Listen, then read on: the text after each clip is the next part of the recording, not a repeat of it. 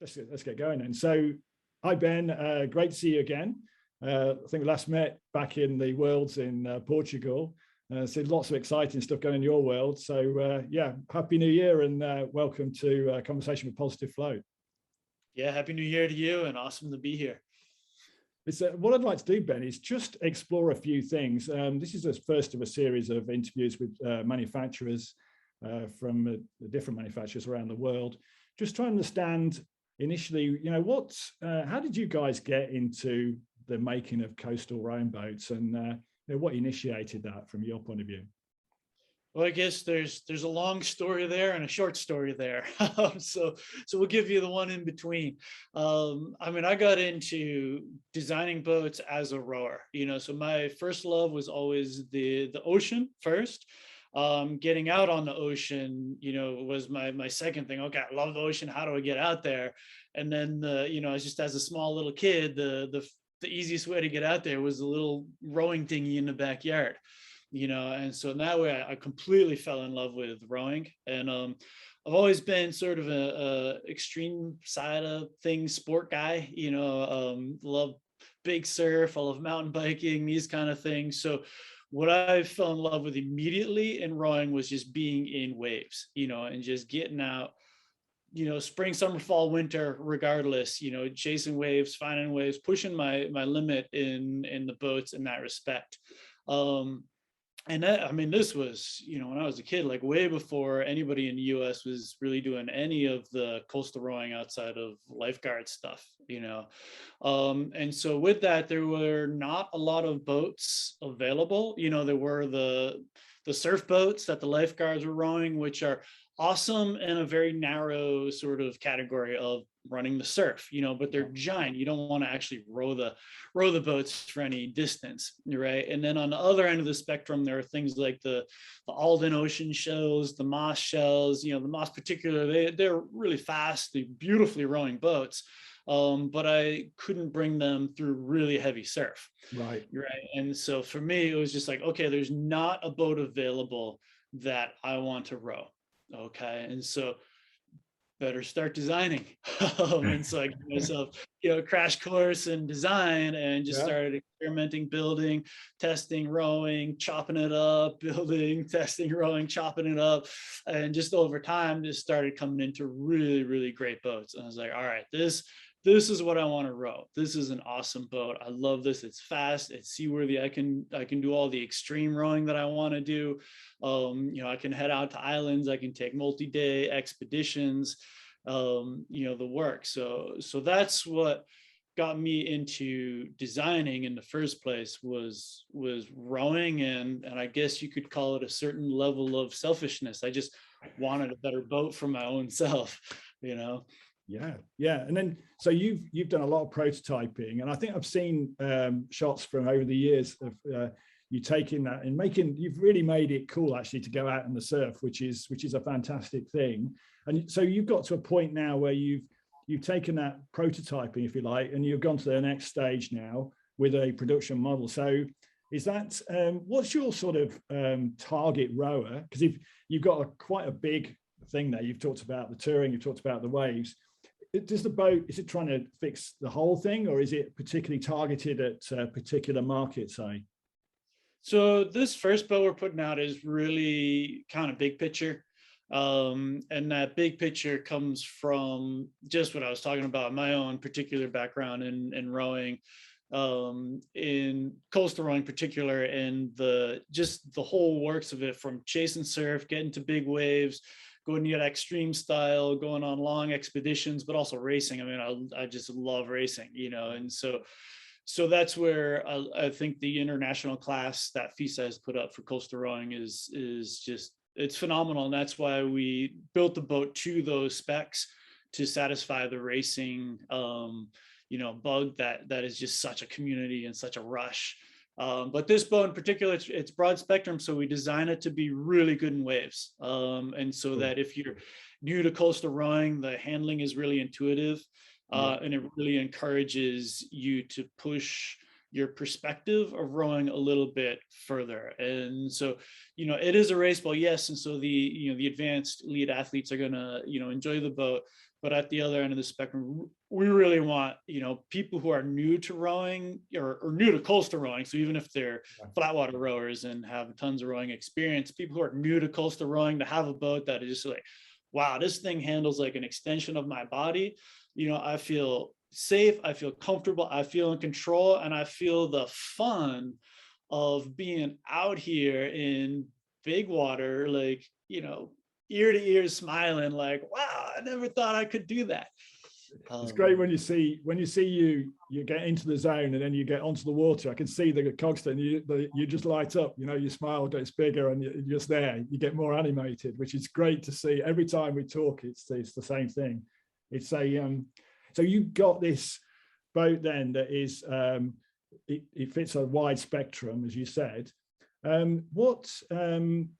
What can you explain about the differences between the boat that you've developed there and the conventional boats that are around us? Because it looks really innovative. I mean, I have to say the engineering looks fantastic in it, from the things I've seen online.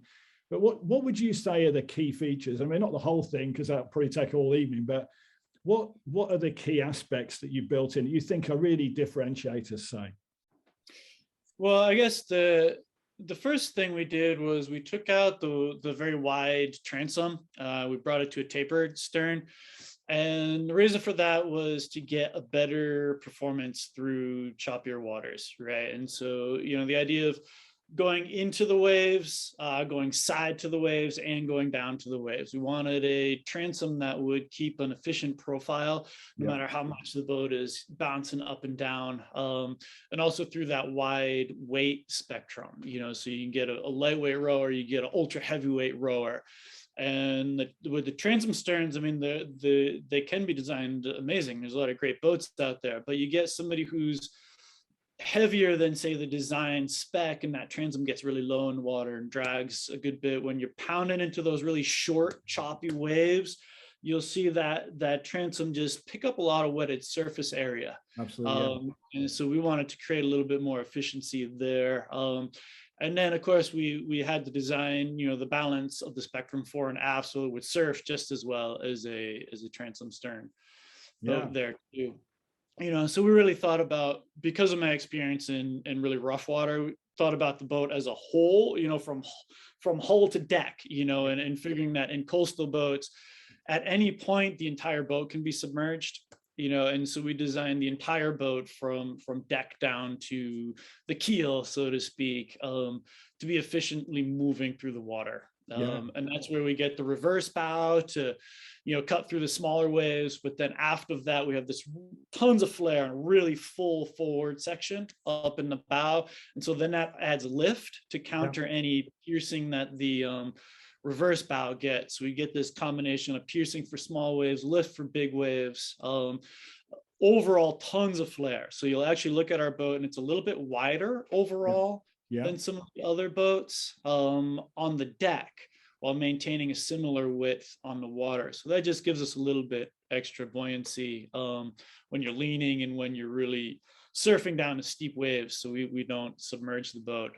And then on a manufacturing side, we just, again, because of my background in just pushing the limits and being fairly far offshore in rough conditions, wanted to get rid of any, as many liabilities as possible. So a lot of the boats, they leak through the fittings, which is just inevitable. I mean, you pierce the skin, there's an opening, unless you have that meticulously sealed with rubber and gaskets, they can leak. And so a lot of the boats will leak. And so we got rid of all through hull fittings. Fantastic. So there's nothing, not a single thing that pierces the skin of the hull, except for a pressure release valve that we need, because the boat is so actually airtight that in heating temperatures it could potentially explode.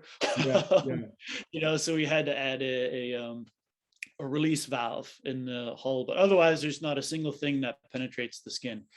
That's amazing. I mean, the engineering effort and design effort to do that in itself is something that no one else has achieved, as far as I'm aware. And having I've done some rowing in some interesting conditions with a boat full of water, or even semi full of water, that's a real game changer, I think. What about the scoops, the release scoops on the sides? That's fascinating as well. How are you finding those? Have you had that on previous versions, or is that a new thing? That's a new thing for us. So this boat that we're putting into production now has the side drains there that you're talking about. Yeah.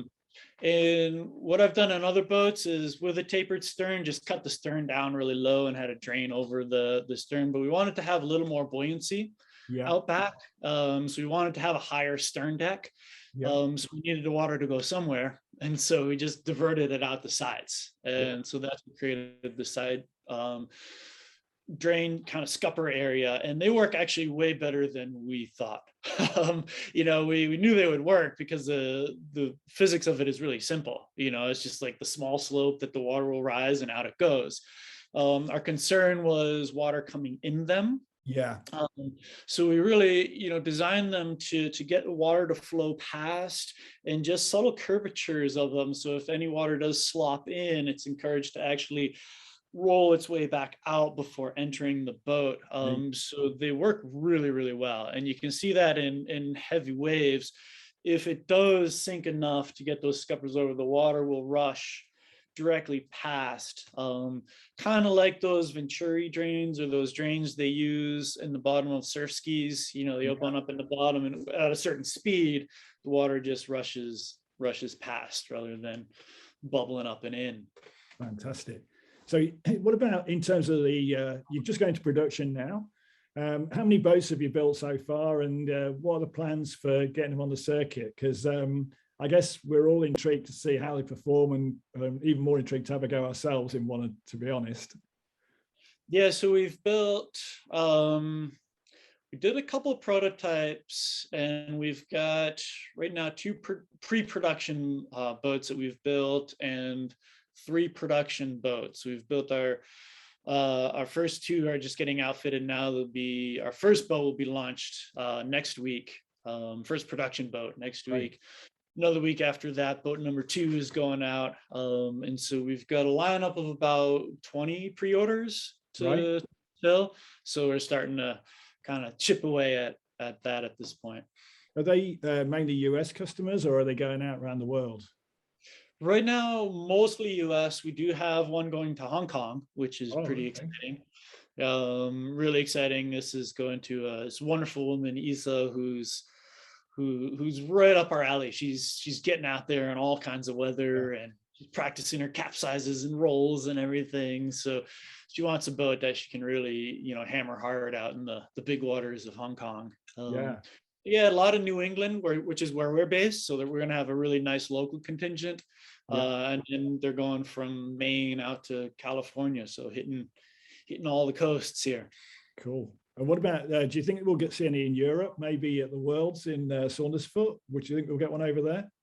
Yeah, we'd like to, definitely like to. We got to, as a new company, we're really focused on getting boats out to those who have bought them.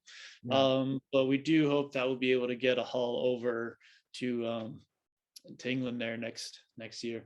Cool. Well, if there's anything you need from me to make that happen, then just give me a nudge, because I'd be really keen to do it, and to potentially sneak a quick go in it sometime during the course of it as well. So absolutely. We'll take you up on that for sure. Cool. That's good. Thanks, Ben. And yeah, really good to hear this conversation, and the points you're making are really valid. I think you're setting a new standard. As I said, you're making it cool. You're bringing a certain degree of engineering in there that I don't think we've seen in the past to the sport. And it's got to be for the good of the wider sport as well, to see the sort of level of innovation going on. So thanks for setting the way, and thanks for the chat as well. My pleasure. Thank you.